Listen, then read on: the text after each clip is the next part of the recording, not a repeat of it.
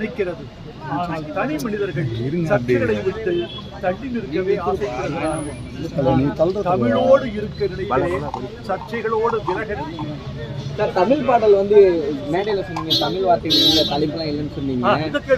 இதுல ஆக்சுவலா பாத்தீங்கன்னா உங்க மகனே வந்து ஒரு பாட்டு எழுதிருக்காரு, கூகுள் கூகுள் சொல்லிட்டு. அதை பத்தி என்ன சொல்ல வரீங்க? கூகுள் என்பது பெயர் சொல், அதை நீங்க தவிர்க்க முடியாது.